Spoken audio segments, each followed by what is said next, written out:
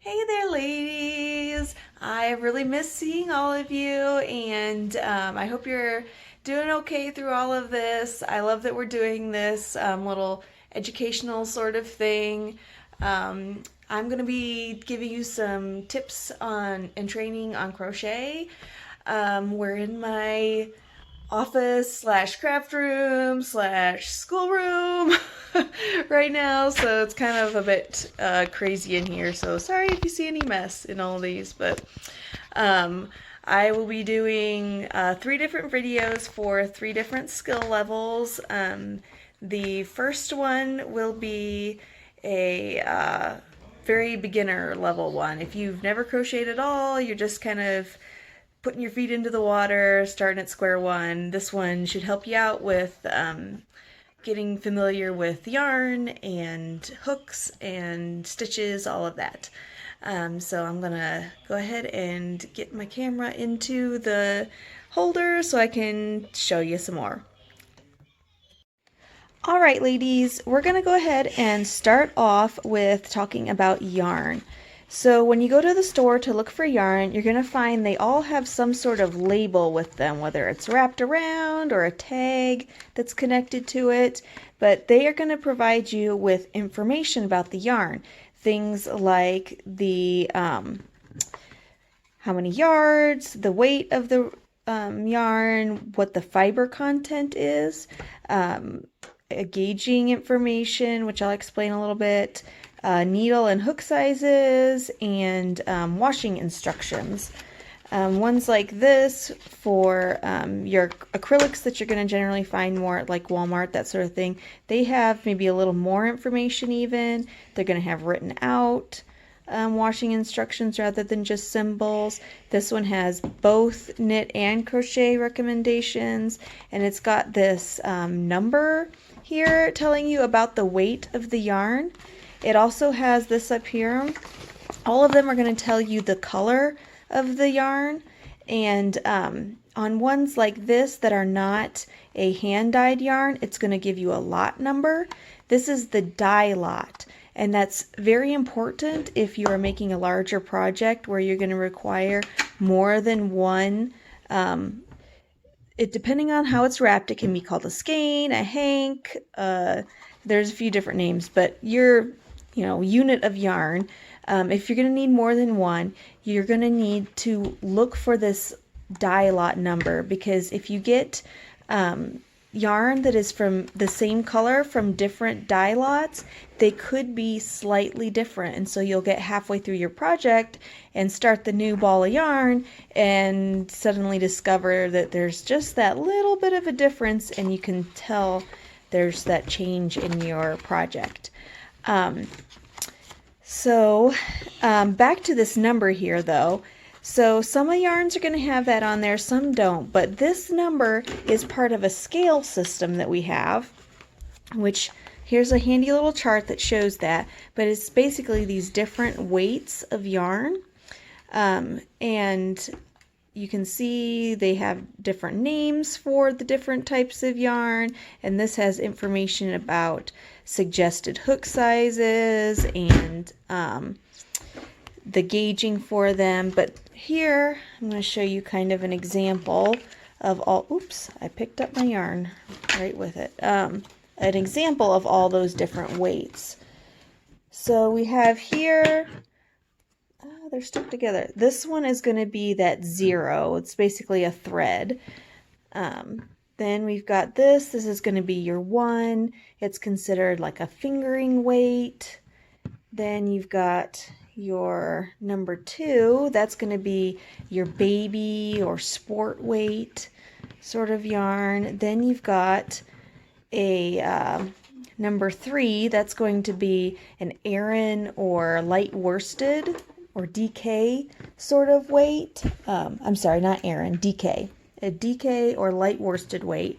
Then you've got a 4. That is your Aran or worsted weight. This is the one that generally people will start crocheting with, worsted weight. That's what all your like Red Heart yarn that you'll see commonly in the store is. So this is a good starter yarn. And then number 5 is this bulky or chunky weight like this, and then you'll have your number 6, which is your super bulky. These are great for big heavy projects or like home decor sort of stuff, those things.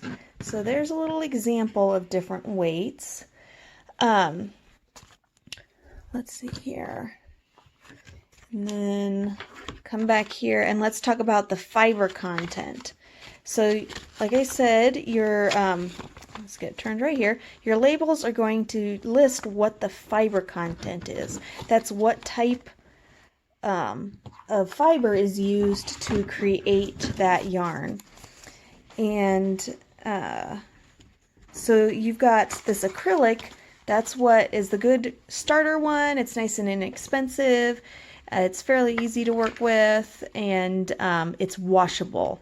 As you can see, you can machine wash and dry it. So that's a really good place to start with. It's also great if you're doing a project that you're wanting to wash frequently. There's also wool is very common. You can get superwash wool that can be put in the washer on a gentle cycle, but you're going to want to dry it flat. There's non-superwash wool. There's bamboo. Bamboo is great for making it really nice and soft. Cotton is another common yarn fiber. Here's kind of an example of that. Cotton's what you're going to want to use if you're making like a dishcloth, or if you're wanting to make a light summery garment. So I think that just about covers everything with yarn. Moving on to hooks. So hooks come in all these different sizes and materials. So you've got big old plastic ones, there's acrylic, there's most of what you're going to see are these aluminum type ones. And then there's also these real fine metal ones too for working with those real fine threads. Most of what you'll probably work with will be these aluminum type ones because they're going to be the typical hook for your worsted, sport, and DK weight yarns. Now, what hook are you supposed to use for a project? That's where the label or a tool like this is going to come in handy. So, like I said, on the label, it shows you a hook recommendation. So this, like this one tells you for this worsted weight, an I is a good hook to use. Now, if you are someone who crochets really tight, you might want to move up to a J hook. Or conversely, if you crochet loosely, you might want to go down one. Now, see this one, it only tells me the knitting needle recommendation. That's where something like this would be really helpful. I got this at the Happy Place, or I think they have them at Walmart, but it has these holes around here where, say you've got a needle or hook or whatever that happens to be missing, it's sizing on there, you can put this in here and figure out what size you're working with. Find the hole that it fits into. So this one right here fits in there, so I know it's a 6.5 millimeter. And if I swing this around here to there, that tells me, okay, this is a K hook. With crochet hooks, most of them are given a letter identifier, but particularly for the smaller metal ones, they'll sometimes have a number on them. Let me see here if they've got an example of that over here maybe. Nope, this just goes to a B. This doesn't cover the smaller hooks. Whereas knitting needles tend to use a number for their sizing. But the crochet hooks will also usually they'll have the letter, they'll have a number, and then they'll have the millimeter size on there generally. Oh, there are also some wooden crochet hooks, but those generally are going to be something you would be special ordering from a company, and they're a little more expensive. So this is a handy little wheel that if you know the weight of your yarn, you can look for that weight on the wheel, and you can kind of say, okay, well, I know I have a 2 weight yarn. Okay, well, it recommends an E hook.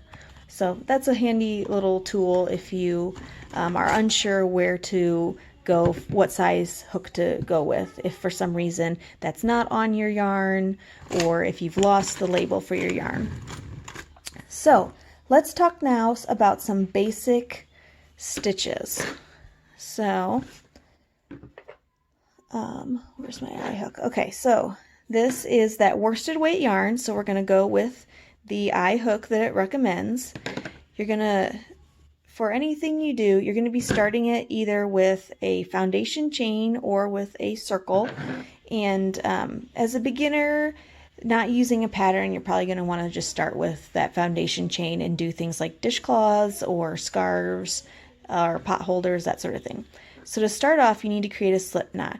You just want to take your yarn, grab it like this, and then flip it like this, and then reach through that loop, grab this the long one here, and pull it through that loop. And that's going to create your slip knot, and you can tighten that up then around your hook. All right, so, oh, I did want to show you. I have this too. If you're someone who, you know, like is a big time visual learner, this crochet magazine I have has these visual and written instructions for all the steps too, that I'd be happy to send you a copy of that if you'd be interested in that. But I'm going to show you the stitches myself. So everyone holds their crochet hook and yarn kind of their own way, but the important thing is making sure to maintain tension. And I find the best way to do that is by holding the crochet hook like this, for me at least, and then I've got these fingers here and these here that are good for gripping at the project, helping to keep it controlled. And then on this hand, I grab this what's called the working yarn with these fingers down here, and then I take my index finger and wrap it around like that. So then I've got nice tension and control for wrapping that around. And then I have these fingers loose for, again, gripping the project and maintaining control. So to get that foundation chain started, you're going to wrap it around there and then pull it through. And then you can see that creates this little loop-like thing there. So then you continue to do that to create your foundation chain. And you just go as long as however wide you're wanting that thing to be. Now it's important with that foundation chain to have a good even level of tension and to not have it too loose or too tight. If it's too tight, then the end of your project is going to be like all bunched up. If it's too loose, then it's going to be all stretched out. So you want to try and just keep that nice tension. Tension is the key to a nice even project. All right, so once you've come to the distance you want to go, you are now going to start doing your first row. So you see here, I've got the loop that's on my hook, and then there's a loop here. I want to go into that next chain and insert through that. Then I'm going to wrap the yarn around my hook. That's called a yarn over. Then I pull it up and through. Now I've got two loops on my hook there. I'm going to yarn over again and pull it through those two loops. And now I've got my first stitch. So now I will go into the next chain, yarn over, pull it up through, yarn over again, and pull it through those two loops. And that is what is called a single crochet stitch. That's kind of your beginner stitch. It's nice if you're wanting something that's good and tight. Maybe if there's something you're going to be stuffing, or if you don't want it to be seen through, or you don't want, like if you're using a coaster and you don't want anything to be able to get through it, this would work for that. So that is a single crochet. All right, so I'm coming here to the end of my row. Now, to get up to the next row, you have to create the height for that next row. So you're going to, if you're working in a single crochet, then you're going to do one chain up, and that gives you that height. And then you're going to turn your project. Now, with single crochet, that one chain does not count as a stitch. So you're going to go here into your first single crochet from the previous row there, and you'll go ahead and yarn over, pull it up there, yarn over again, and pull through for your first stitch. And then you just continue, continue across there like that. So next I will show you a half double crochet. The half double crochet is actually the first stitch I learned. I learned to crochet from a friend in college, which is kind of funny because my grandma was a big crocheter, but she just never taught me. But my friend in college, she liked to crochet, and so she taught me, and she started me off. She took me to Walmart and helped me pick out a thing of red heart yarn and an eye hook, and then she taught me to do a half double crochet. But the half double crochet is a nice stitch because it's a little taller than the single crochet, so it works, your project works up a little faster, but it still has that tightness, the tighter look of the single crochet rather than the spaces that you get with a double crochet. So for the half double crochet, to get the height you need, since it's taller than the single crochet, you're going to need to do 2 chains there to get that height up. Now, with the half double crochet, those 2 chains, they count as your first stitch in the row. So you will not work in this first stitch here. You're going to skip that because this is going to be that stitch instead. Now, you're going to, before you insert it into your next stitch, you're going to do a yarn over. Then, going into that second stitch there, you insert, you yarn over, pull it up through. So now you have 3 loops on there. You're going to yarn over again, and you're going to pull through all 3 of those loops at once. So it's going to create a stitch that looks like that. Okay, so let's do another one. You yarn, let me start from the beginning.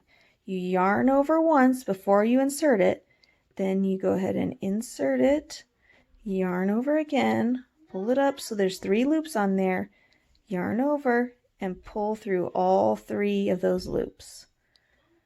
Okay, go work across here.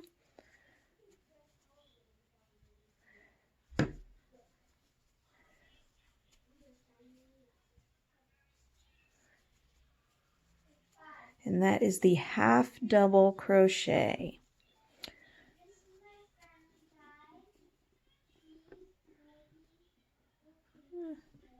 It's kind of weird working, looking through a camera.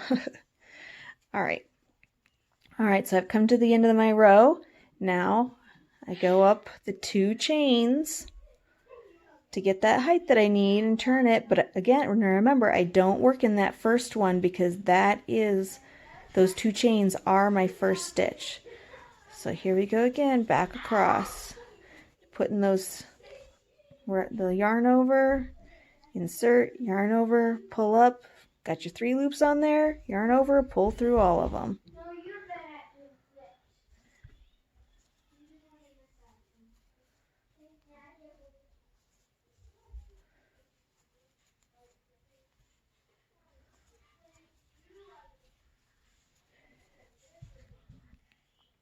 Okay, now we're coming here back around to the end here. So I've got the last one of those half double crochets from the previous row that I've worked into, and now I've got here that 2 chain that was that first stitch. Now we need to work that stitch because that is a stitch for your row. So you're going to yarn over there, and then there's a little loop here at the top of that chain. You're going to work into that. Like that. Yarn over, pull it up through there, yarn over again, and pull through all those. Okay. So you can see the difference here. Here you're working that single, and then here you're working the half double, and it is that little bit taller, but yet it's still pretty solid. Now we're going to take a look at the double crochet. So for that, to get that height, since we're going a little bit taller, you're going to do 3 chains. 1, 2, 3.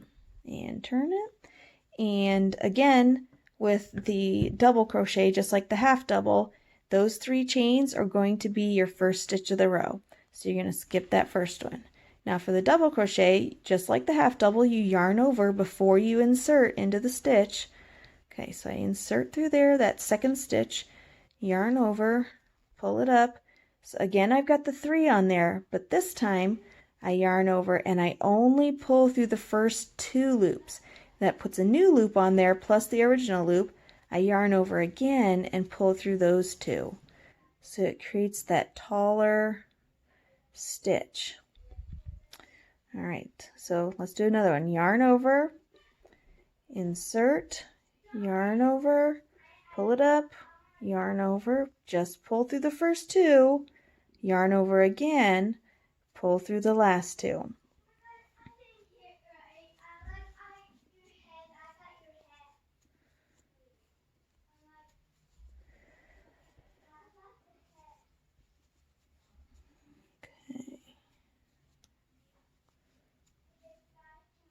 I hope you all are able to see this okay. I tried to figure out something that you'd be able to see, but it's so hard to find something that contrasts with the white background but isn't too dark, and I don't know.